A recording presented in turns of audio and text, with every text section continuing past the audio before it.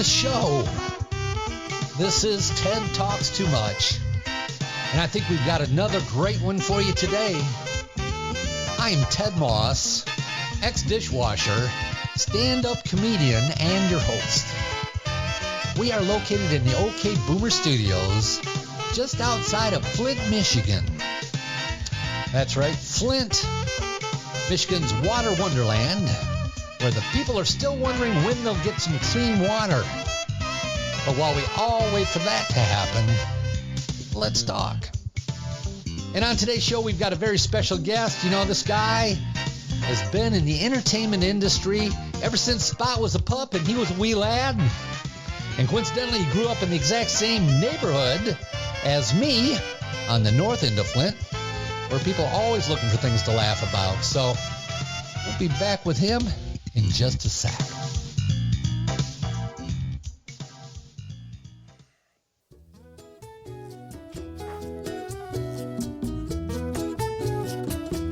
All right, guys, I want to start with a little public service announcement about the coronavirus.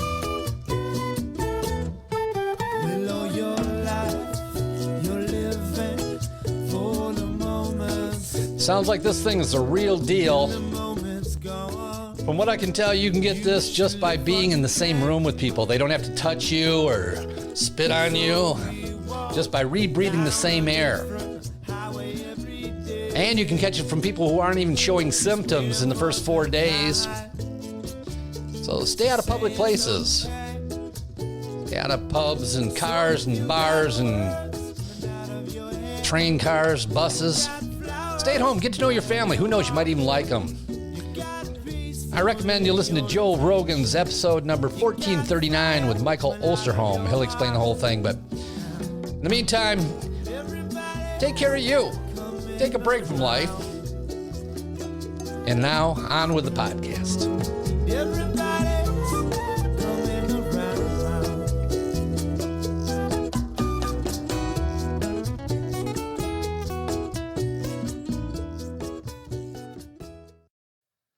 Okay, I'm really excited about today's guest. He is multi-talented and one of the most diverse people in the entertainment industry in our little neck of the woods. He is a writer, producer, and performer. His career includes stints for Comcast and Flint Talk Radio, but may be best known currently for a multi-location stand-up comedy show he produces and also hosts, called The Funny Spot. He's a native of my hometown, Flint, Michigan, so let's give a warm OK Boomer Studio welcome to my Italian North End homie, Mr. Mark Bonto. Yeah, Mark. Hey, man, good to see you. Best intro I've ever had. Really? Ever. Really? You did do your homework. Yeah, well, That's I'll tell you what, stuff. I will give you a copy of that. That stuff I've never heard of before. I'm learning out more about myself than Well, you know, I ever had. I figured if I included it in the introduction, Yeah. we wouldn't have to talk about it in the show. Get it out of the way. You're all done with it. That's it. Exactly. Enough about Mark. Let's talk about me. Now we got another hour and a half of talking about Ted Moss now. This is great. We've done me. You know, I think it's hard for people listening to podcasts if they don't know who the players are. Perfect. So I think a good introduction will, help those people out. Right. But anyhow, I'm glad you made it to the studio. Thank you for having me. This is great. I'm very impressed. Oh, I am. This is so cool. You know what? The thing I really like about my friends is that they're all very easily impressed. I like getting friends with very low expectations. I'm so impressed by your coffee. You don't ever, and I'm drinking your coffee, which is amazing. Yeah, it's Folgers. Is that what it is? Yeah, and it's on the heavy brew. I saw some crystals in here. I wasn't sure what that was. Yeah, well, there's some crystal meth in there. Okay, now I know. That just makes you happy for the show. So, listen, I came to one of your shows recently at Trapper Joe's. Yep, yes, you did. Thank you for your support, as always. Yes. You come to a lot of my shows. I love coming to comedy shows and supporting you because you're close. Yeah. And you always put on all these shows all over the place. How many shows do you currently have going? He's thinking. Well, regular shows, I think it's 7 or 8 regular. Right. Shows now. So, yeah, I think so. It's hard. They're sporadic. Yeah.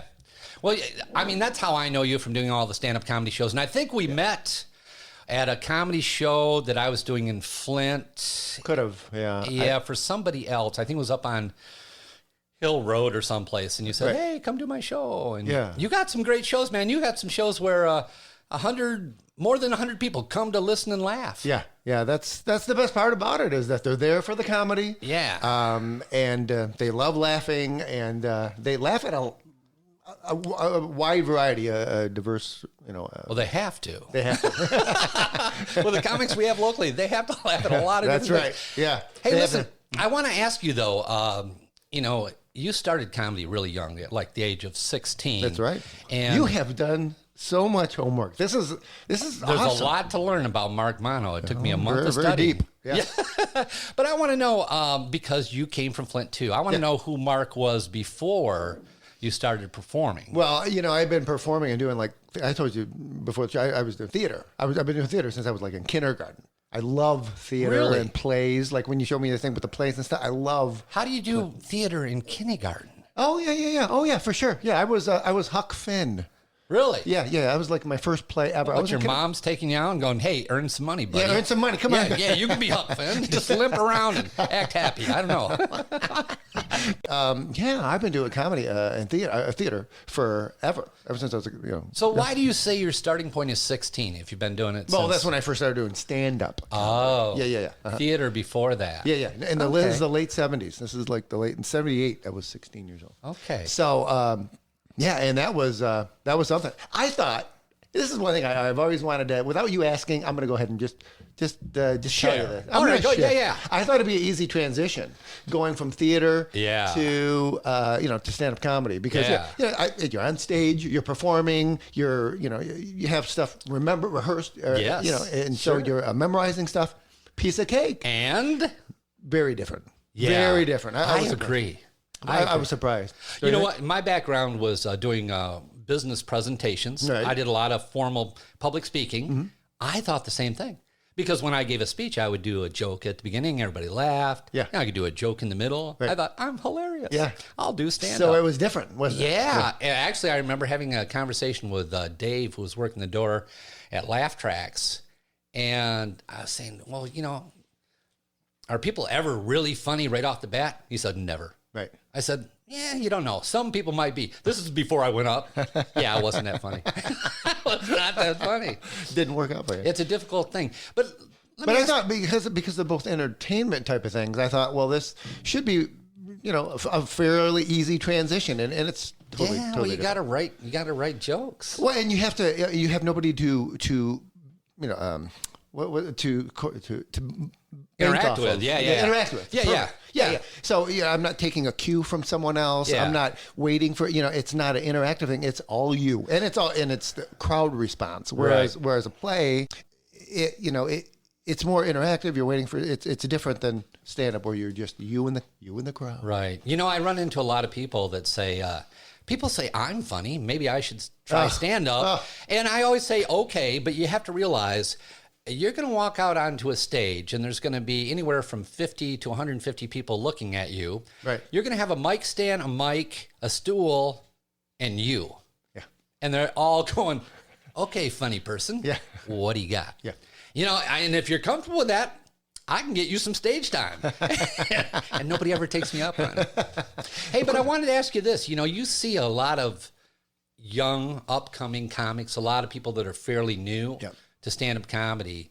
And do you see any difference in the people that are trying it now as opposed to the people that were trying it, 10, 20 years ago because things are more politically correct? Are people taking a different view or a different take on what they can say, should say, or I think the new comics coming up are just going with current, like what's going on at the time. 10 years ago, they were the way comedians were at the time. I think a little bit more cleaner, a little bit more, and now they're talking about more, whatever comics talk about now. I think they kind of see, what the thing is. Is it dirtier now?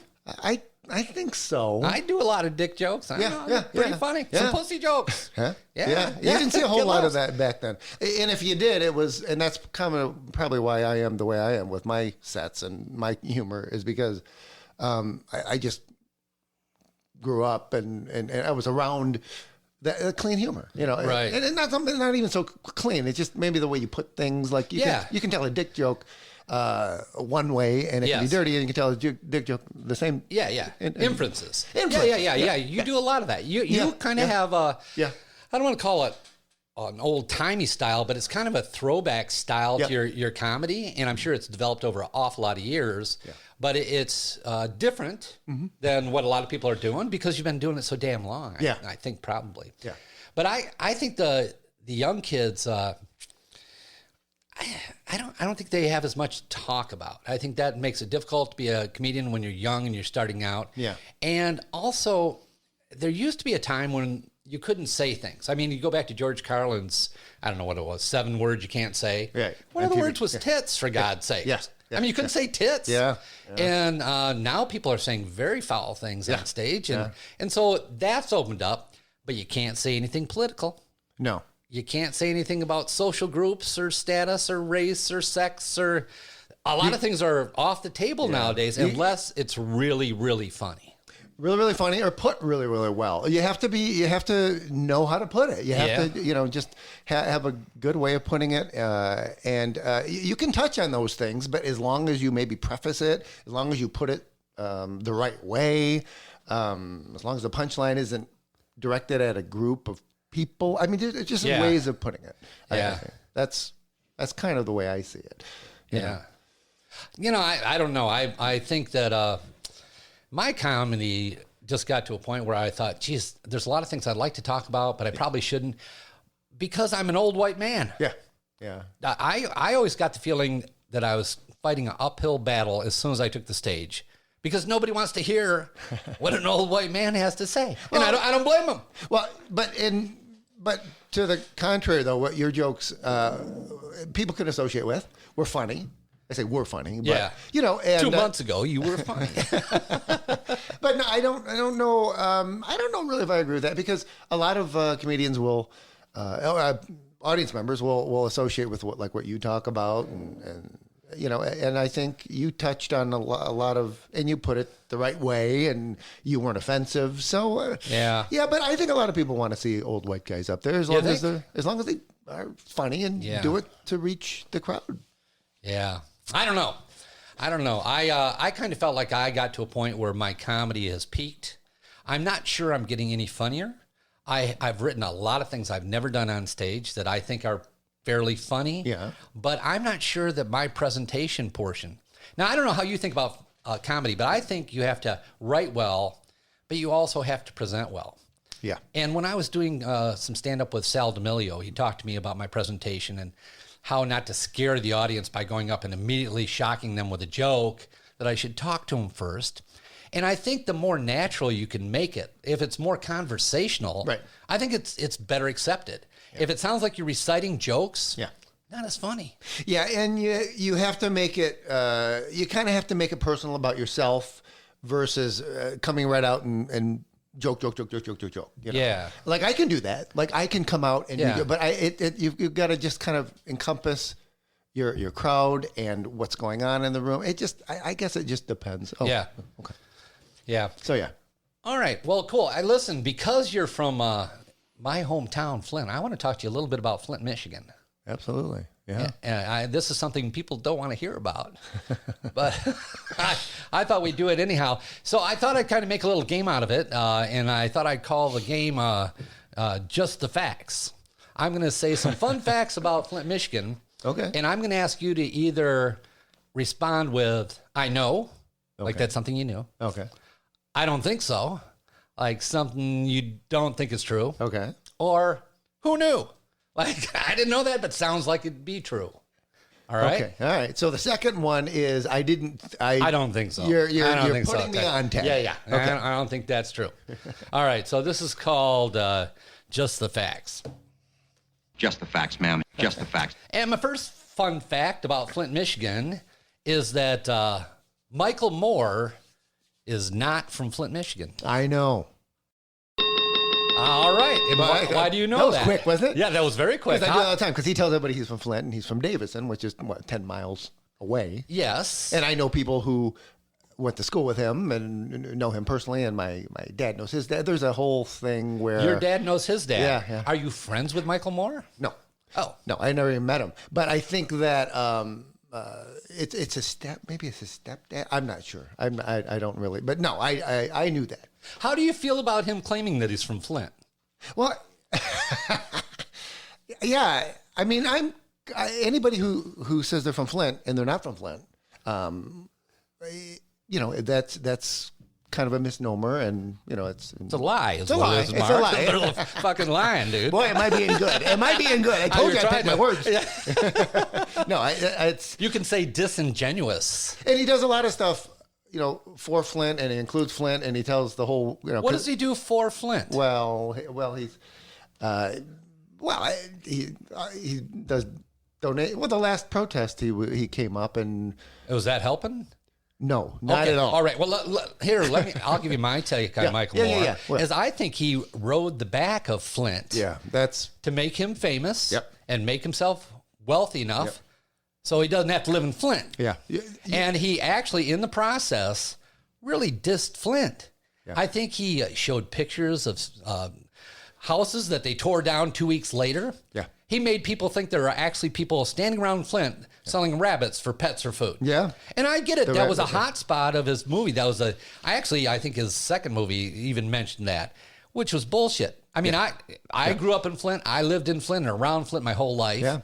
And never once have I ever seen anybody selling rabbits for pets or food. Now, granted, you could, and there might have been a crazy lady out one day. Yeah, somewhere. I don't even know where she lived. Now, she was in that movie. But it's such a fucking setup. It's so wrong. Yeah, I totally agree, Ted. And I have to tell you that the way you put it just now, I wish I would have had another cup of coffee to make me think of that. Angrier. Let me be angry about this. No, not angrier. Just because that is the way I feel. I agree. Yep. Well, you know what? People don't realize that General Motors started in Flint in the early 1900s and became the largest corporation in the world. Yep. And it also was the center of carriage companies that made horseless carriage, and they shipped tens of thousands out every year. Who knew? On Flint. Yeah. Who knew? Oh, wait, that's not what you didn't know Who that? knew? Oh, that's good. Yeah. Well, yeah. That's interesting. Oh, do you know the name of the carriage company that was the number one carriage company in Flint? And this isn't even on your thing, is it? No, it isn't. This is just off the top of my head. Is that was it? It's like a model of one of the GM models, right? No, it's absolutely not. No. Yeah, I don't either. It was actually a company owned by Billy Duran and Dallas Dort. Okay. And Dallas Dort ran the company, and Billy Duran went around and set up dealerships around the country. Weren't those two Lion football players? Oh, no. Those were back. Okay. Yeah. And they actually, Billy Duran set up a whole dealer network around the country of horse-drawn carriages, and they shipped them out every month because we had a train spur hub in Flint for all the lumber that used to ship out of Flint. It'd come down from Upper Michigan and ship out of Flint. So a lot of trains and train tracks into Flint. So they used to ship those out, which was nice. And eventually a guy by the name of Buick, who invented his own version of the internal combustion engine, put one in one of the carriages and went down to Billy Duran's house and said, you should do this and send them out to your dealers. And he had zero interest. Yeah. And so Mr. Buick used to go putzing around just past his house every day and bugged him until he finally sent out one horseless carriage to all his dealers in the country, and that's how General Motors started. That is interesting. And my father worked for General Motors for 38 years. My uncles, relatives, everybody in Flint. If you're from in Flint, all our families, in all our families, And what did you say? You say, well, "Where's your dad?" At the shop. Yeah. Remember? It was that was at the shop. Yeah, and people knew what that meant. At the shop. And there was about 10 different shops to work at. Yep, that's right. Buick and Chevy in the Hole and Fisher Body. All of them. Press metal and tons of them. Yeah. So that's a big Flint thing. The GM. It is. You know what? And if you're kind of anti-corporation, Flint was also the place that was really big union town. So we'll give you another fun fact. Just the facts, ma'am. Just the facts. It's Mr. Webb. In 1936, there was a sit-down strike in Flint, which unified the UAW and made it a national union. Right. And that happened in Flint, Michigan, where the workers did not leave their work sites, but stayed on the job so they couldn't bring scabs in. That'll be number Is that I know? Yeah, I don't think so. Or who knew? That's number one. I was gonna say that's number three. That's number one. I know that. Yeah, I know. Oh no! Is it number two? Is it the bullshit? Yeah. Oh, okay. Yeah, it was 1932. Oh, Yeah. I knew you were gonna pick on one tiny fact. Yeah, I got you on a detail. Out of detail. Yeah. Well, but that's kind of a neat thing. It is a neat thing. You know, if you're pro-union, and a lot of people moved here because of that. Yep. So I think at one time, like before we were born in the 40s, Right. 40s and 50s, maybe Flint was the place to be in the United States. Yeah.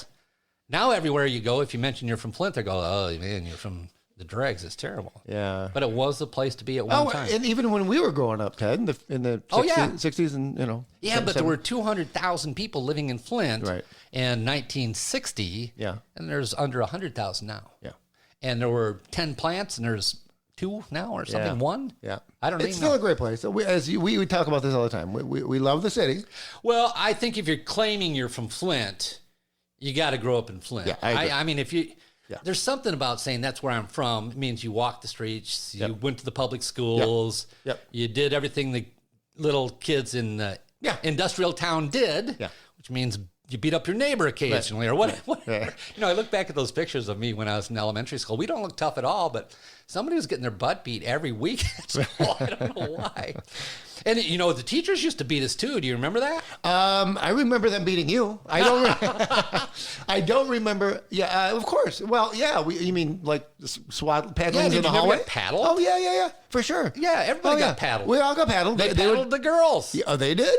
And We're still doing that. We would No. be out. And remember when they took them out in the hallway, and then Yeah. and then we would be in the class. It was and then they'd come in crying, and we'd be like feeling all that. Yeah. We better not screw with that teacher. Yeah. Do you remember getting swats? Do you Yeah, remember I got what'd you swatted. do? Do you remember what you did? I think I told a joke. There you go. Yeah, I would do it. Well, things haven't changed. They didn't teach you, did they? They did not. No. I remember getting 7 swats. 7, count them, for going, Wow. yeah. Wow. Well, that's kind of being a smartass. Uh-huh. She said, if I hear one more sound, and I went, and funny. you know what? She gave me 7 swats, and after the 7th swat, she was a lady, and this was like in junior high, probably 8th grade or 9th grade or something like that. And the lady giving me the swats was significantly smaller than I was. Right. And I was bent over, and she's swatting me. After the 7th one, I stood up and turned around, took a step towards her, and she stopped swatting. That's enough. I think 7's enough. Thank you. But you know, did your parents also have a paddle or paddle you? My dad was a disciplinarian. He did the belt thing. He was the belt thing. My What? dad would wear a belt. I mean, when he didn't need a belt, he would have a belt with pajamas. Just in case one of us kids got out of line. Really? And he'd actually take the belt off and whop you on the behind with it. Yeah, we would go. He would. He wouldn't whop you about the head or something. No. It was on the butt. Yeah. Yeah, right. When we acted, when we were out of place Yeah. and we were bad. Yeah. Yeah. My parents were worse. They'd strip you down naked. Really? And hit you with a fraternity paddle on the bare ass until you were welted. Yeah. Yeah, it was like, I don't want to act out too much. And my dad, you know what? Really? Yes. Wow. Now, if you remember when we were small, or at least when I was small, I'm a little bit older than you, that there was no helicopter parenting, that you could roam as far as you wanted. I remember when I was 5 years old, my dad took me 1.5 miles away from my house down on Detroit Street, which is now Martin Luther King, tells you anything about the neighborhood, and said, you're walking home. Yeah. And I said, Dad, I don't know how to get home. He said, just walk down to the school here, turn left. That'll take you right down to Sunset Drugs. And I knew how to get home from Sunset Drugs at 5 years old, even though that was 3 blocks up and 4 blocks over. Yeah. Because I'd been there a lot. Yeah. Because when I was a kid at 5, they'd open up the door and kick you out. You just go. Yeah, my parents same way. Same way. It was Did you the just same go way. wherever? Wherever you and just be home by dinner time or be home by, and then we used When to the run lights away. come on The or lights whatever come it on. was? Do you remember running away? We used to run away. You didn't do that? Well, not until later on. We ran away and we always came back at dinner time.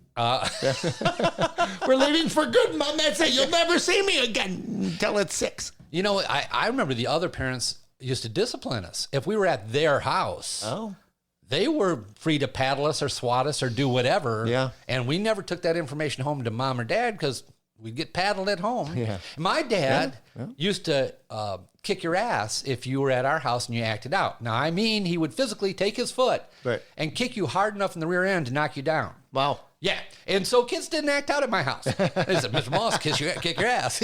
Sure will. Ted, I don't want to go over your house and play no more. Yeah, you better be good. Your dad's no fun. He's cheating. Is he home? Because I'm not going to come over. Exactly. Yeah, no, he didn't take a lot of shit. Yeah. But I think that was more typical. Yeah, back then, sure. And I don't even I guess it would be abuse nowadays, but Yeah. Is it abuse back then? No, I was part of life back then. I went through it, yeah. Yeah, why do you think that is? Do you think it's because our parents were part of the World War II military establishment? Everybody stepped in line? Yeah. No, I think that's the way it was back then. That's just disciplinary type of, things that parents did. Back then. Yeah. They learned that way. They got paddlings, the beatings when they were younger. Well, their parents Yep. Yeah. were young parents during the Depression. Right. And those parents were, we gave you food. Yeah. You got a bed to sleep in. Yeah. Yep. Shut up. Yeah. And I remember going to dinners where I wasn't allowed to talk. You just keep your mouth shut. Yeah. Kids are to be seen and not heard. That's the way we were. Yeah. Well, there's been a big transition. I have 4 kids. How many kids do you have? 2. And you didn't raise your kids this way, did you? No, heck no, heck no. I know. I stopped beating mine at about age 4. I thought, I can't beat him anymore. That's when I gave my daughter her last beating, I think she was 24. But other than that, no, I'm kidding. I never, ever spanked my girls. I swatted my kids on their diaper. More for a shock effect than pain. Right. It wasn't to inflict pain. It was to kind of jar them into the moment. Yeah. And up to the age of, I'm going to say 3 or 4, but it was never intended to hurt them. Yeah. It was just to get their attention. Yeah. And listen up and. Yeah. I didn't do it a lot, but there was a little bit of that. I did timeouts in the bathroom. Go sit on the toilet in the bathroom because there's nothing to do in the bathroom. Right. I'll let you out later. We never got a timeout. I remember other friends' parents telling them they're grounded. Yes. But we never got grounded. Yeah. No, we would get the beating from dad and then go out and play with your sore butt. No, even when you got older, you didn't get grounded? We never got grounded. Never got grounded. No, we just got beat. Yeah. we never got grounded. I thought those kids were so lucky. I'm like, I love that. Staying home. I remember the beatings turning into punching as you got older, going, I don't want to be punched. Dad's going to punch me if I do this, and I don't want to be punched. So, Dad, why you give me those boxing gloves? I don't want to. There was no gloves. There's no gloves. Nah. Yeah. But, I think things have changed. I wrote a book on parenting, how to beat your kids, get them to behave. Yeah. So, I got your book.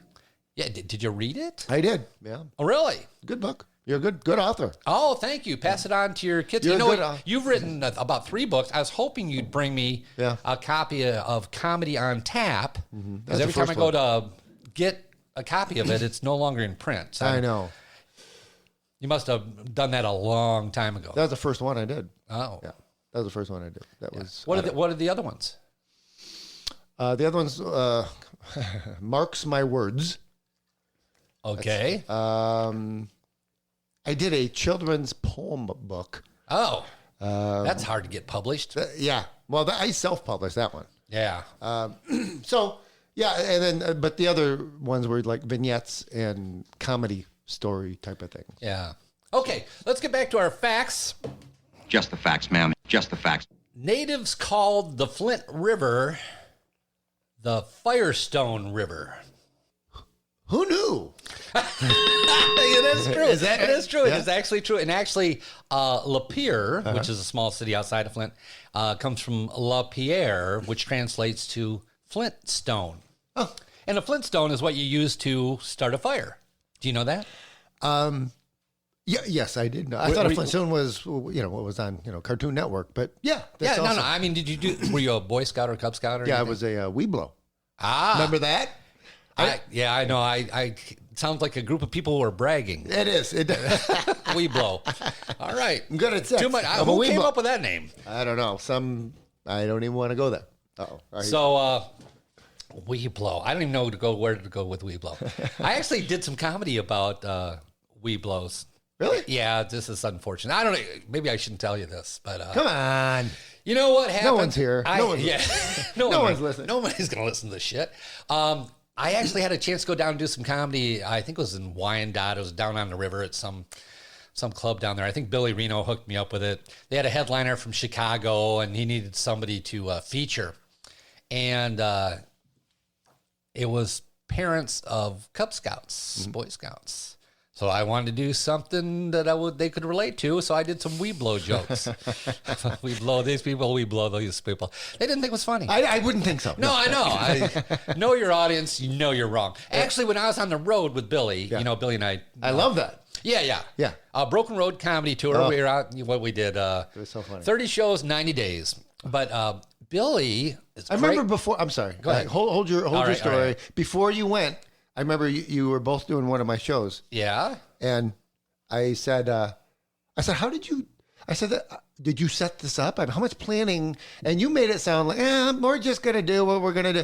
And it turns out, you like hit all these comedy spots. You did all this stuff. I'm like, there's a lot that goes into that. Ted. Yeah, that wasn't just a that was all Billy. Yeah, it wasn't me. It was all Billy. He was doing all the hard work. I was just driving the vehicle. But anyhow, Billy, he's a great comedian. Great guy. But what he's doing on the road, for a number of shows early on, he would try to say something that was relevant to that area or the people in the crowd. But he, for some reason, had a number of these things where he just said it the wrong way. Yeah. And he distanced himself from the audience, and the audience hated him after the first joke. We started calling it Renoing the Room. I'd say, Billy, don't reno the room. I know. Yeah. You got to be careful with, if you go down to Nashville and go, what, you people into music or what? And people are like, what the hell, dude? Haven't you heard of Nashville? That's right. You got to do a little bit of research. You're right. Yeah. Okay, so that's our fun facts. Now we're going to talk about something that's near and dear to my heart. There's something that I've been doing for a long time, and that's online dating. Oh.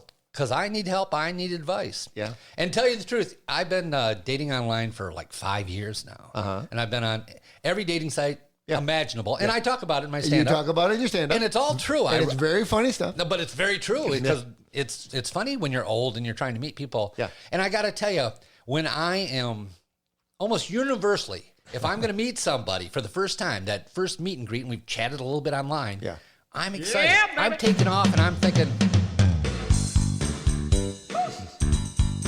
I'm ready.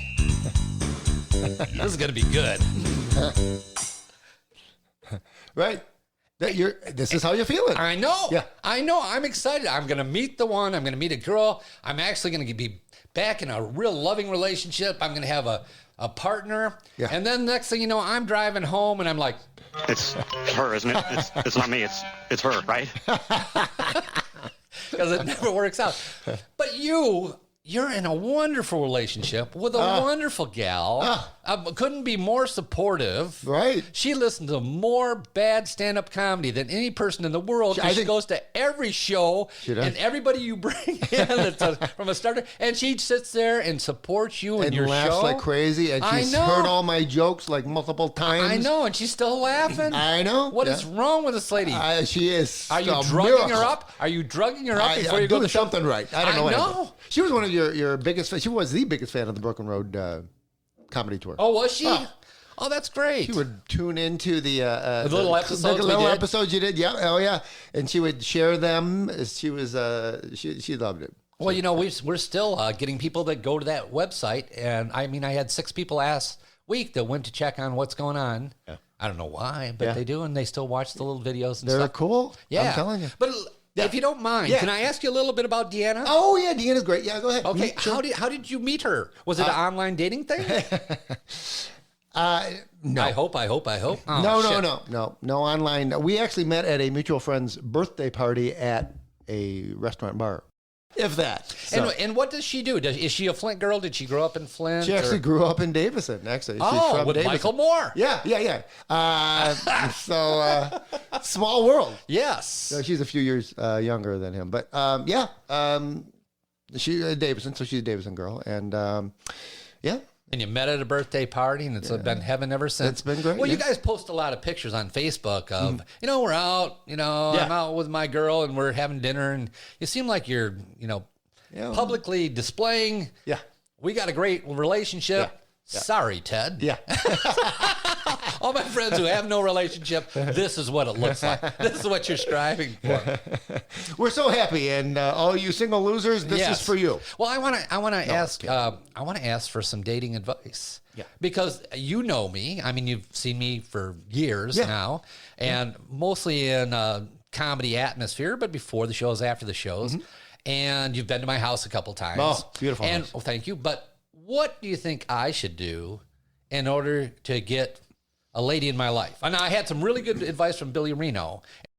Start going to more birthday parties? I have no I don't know. That's a tough question. Birthday parties, you see them blowing out the candles. You go, there's the girl for me. All right. I am so glad I came here. That's right. Well, I like a little ice cream right about now. How about you? Yeah. She share does your birthday cake? candles better than anyone. Yeah. All right, Mark. That's great advice. Stick to the, I don't know. You're doing all the right things. Nah, you know what? I recently gave up stand-up comedy. Yeah. And I think it's time for me to give up dating. Okay. Ooh. Yeah, I Thanks. know. Boy. I think I'm about done. You're about done with everything. Yeah. Yeah, well, that's what Billy said. You only got 5 more years, dude. I mean, just enjoy being single. And, Is that you know, what did Billy say? well, What kind of advice did he give He you? said, quit dating. Quit You're too dating. old. Yeah. You're too old. Yeah, you have no time left. Doesn't really matter at this point. Nothing like But a good you had supportive that. friend. Well, no, Yeah. he's going, you got everything you can want. Why would you want, you don't need any more That's a complication. good point. That's a good Yeah. point. When she comes along, she'll come along. Don't. Oh, I don't think she will. She's not going to come and knock on my door. She might. Not unless she's a meter reader, and I don't even know they have those anymore. I don't know. I don't know why anybody would come way back here and knock on my door, unless they're doing this show like you. Right. But it's highly unlikely Well, anybody's going to show up. You never know. You never. You meet people in the strangest places. Well, now you work outside of comedy. Yeah. Mm-hmm. What do you do? I don't even know. You didn't know that? Well, I assumed you did, but I don't know what you do. No, I work for a financial institution. I have for 30 years. And you go there to work at the office or someplace? Yes. Yeah. So you interact with these people on a daily basis. All You the time. walk in and you see people, you say hello. Those people have friends. You eat lunch with them. Yeah, yeah, and it's a good networking marketing thing to for shows. You have shows. It's like, this is great. A lot Yeah. of people, like my last show, I had a group of people from work come to the show. There's like, whatever, 15, 20 people. They hadn't been there in a long time. But my point is, Yes. I don't go anywhere. You don't go anywhere. Well, I'm retired. Yeah, but you're not I'm not meeting people at work. Yeah, but I could. I mean, I don't go. I go to the grocery store, dude. I go buy groceries. It's a good I place push to a meet little women. cart around. That's a good place to meet women. Yeah. That's what they say. Good They say, looking eggs there. You got any to spare? No, I don't know. I don't honestly. Ma'am, can I fill your chicken breasts? Now what? Now the problem is, at my age, Yes. most women are in a relationship. They're married Well, right, to somebody. I mean, if they know how to sustain a relationship, they're in one. right. And it isn't like when you're 20 years old and everybody was single. You go out to the bar and everybody in the place was single Right. or dating somebody. I mean, Right. people are freaking married. Yeah, And so when I go to the grocery store, yeah. a woman walks by. Am I supposed to say, "How you doing?" How you doing?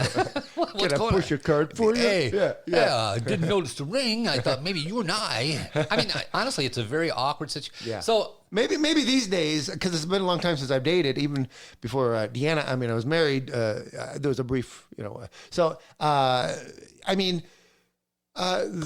it's different. Back when I, was in the dating scene, yeah, well, my point is, you have to go out someplace. You have to interact. I mean, they have things called meet but up. not work. Not work. No? That's just awkward.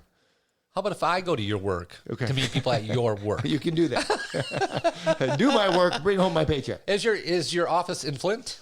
In Flint area? Yes. Okay. Yeah. And Deanna works in Flint too. Yes. Flint area. Yeah. Yes. Okay. Cool. Yeah, and she's a nurse. Which I didn't know that. Yeah, she's a nurse. Yeah. Oh, yeah. I love nurses. Yeah, she's pretty. But they don't do the nurse uniforms these days. Not like they used They to. do at my house. Oh, they do at your house. No, if they haven't, they will. Yeah, my ex-girlfriend before my last wife Yeah. was a nurse. Yeah. And there's something about nurses. Yeah. I don't know if you've noticed this, but nurses, I think, Yeah. have to be pretty intelligent. They have to be pretty pragmatic because you're Right. dealing with, here's the boss. I got to do this. This is the only thing we can do for you. I know you're hurting, but here are our options, or these are my orders. Right. So they're pragmatic. They're smart. They're pragmatic. Yeah. And they're also very comfortable with their body. I've never met a nurse or dated a nurse that wasn't like, oh yeah, let's do this. It was crazy. No, I actually had a girlfriend. I don't even know if I should tell this story. You should.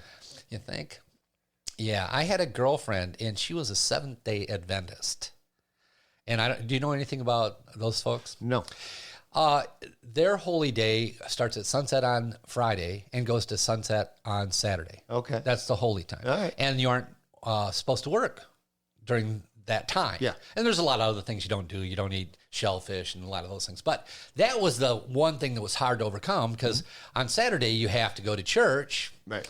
But you can't watch TV. Right. You can't play games. You can't watch a game on TV. You can't even play cards. Yeah. So on Saturday, what we would do is we would go to her church, and the church was really nice. And I think all the people tithed somewhere between 10 and 15% of their gross income. So they all gave a lot to the church on an ongoing basis, every one of them. Yeah. But the church was cinder blocks. It was very basic church. They weren't spending a lot of money on the church. Mm-hmm. They were giving most of that money to charity around the world and doing all these really good things. So it was I thought, oh, that's cool. And they had part in the mass or the service where the kids would come up and sit on the floor in front of one of the elders of the church who would be called up to tell them, a Bible story or some little story. And everybody got to watch the kids hear the story and stuff. So it was really kind of a cool thing. Right. But, and I'm an atheist, so yeah. But I'm still going, okay, this is cool. You tell them that's a good story, good learning lesson. I like that. Yeah. And but after church, we would all go back to her mom's house, where we couldn't do anything. Where you do nothing. Well, you can't watch TV. Yeah. You can't play cards. I didn't know they were called 7-day. What is it? 7-day. Seventh-day Adventist. That reminds me of the movie Frisco Kid. You ever see that movie? No. Oh. let me finish this. But my point was, we didn't have anything to do. Okay. But she was a nurse. Oh. And she was very comfortable with her body. Oh. Yeah. So it did seem a little strange to me. Uh-huh.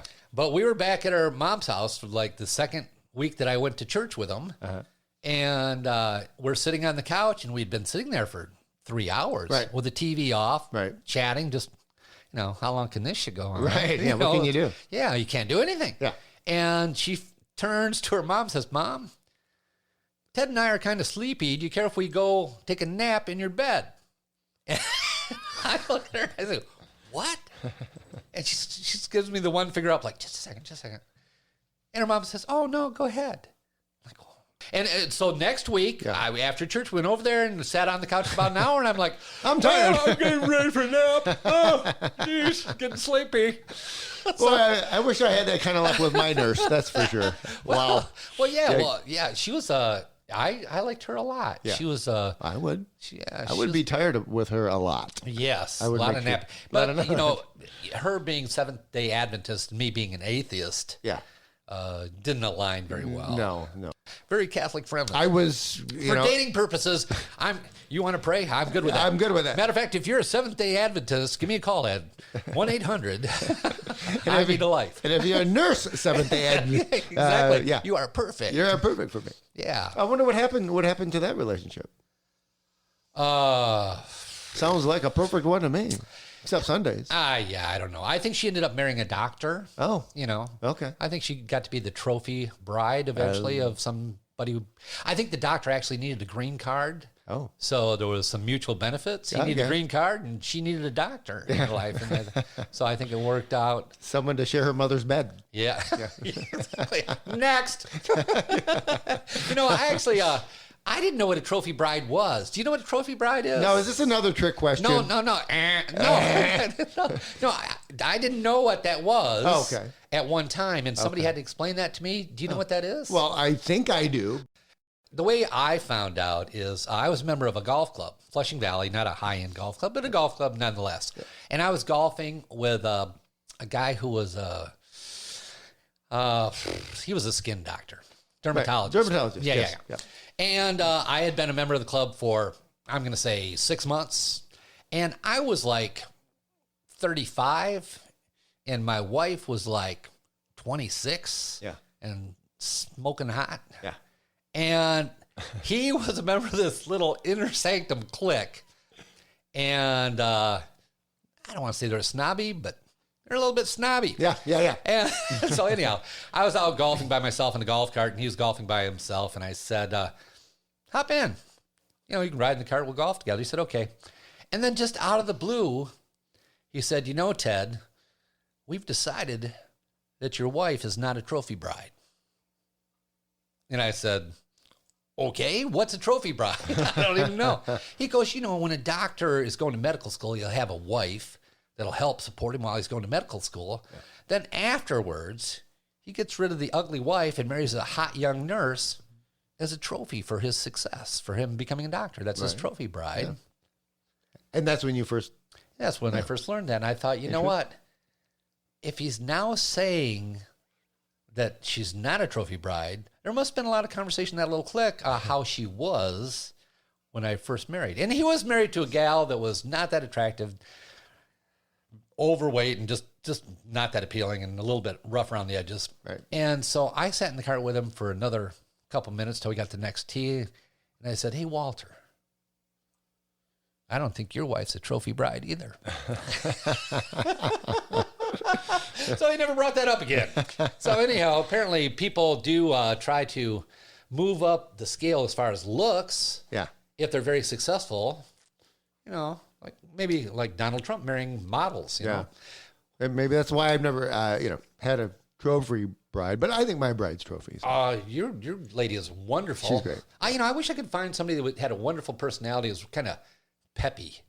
Peppy? Yeah, you know what? Well, I'm so old. Yeah. Dude, you should see the people that say, hey, we'd be a match. I'm like, what, we're going to sit in front of Cracker Barrel or rock in those chairs? What do you think we're going to do? Yeah. I'm like, I'm going to scare you. Yeah, yeah. You're going to be frightened when I come around. It's not going to be good. So I think it's hard.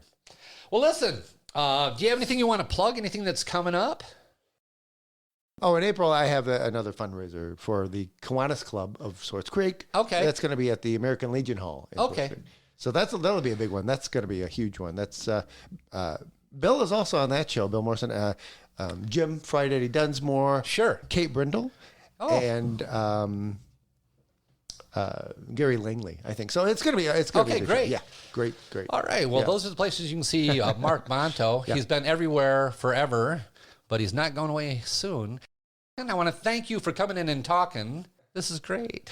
Thanks, Mark. Pleasure. Anytime. No, we'll have you back in. This is always interesting to talk to you. I kind of like the fact we got to talk a little bit about Flint. I don't know if everybody will find that interesting, but I do. I do.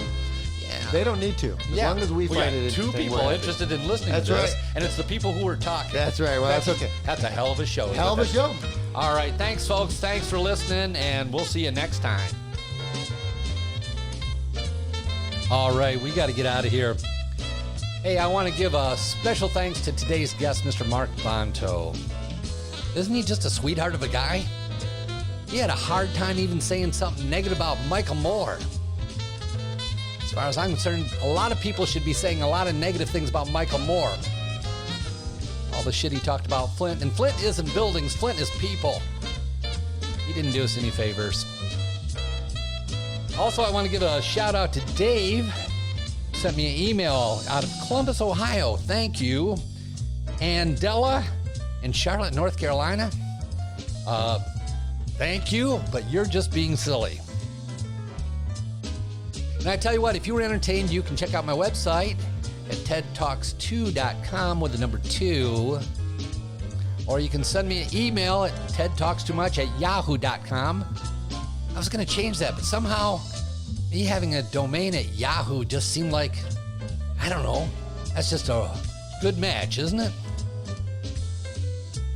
Well, I hope you were entertained. Please subscribe. Please share. That would be awesome.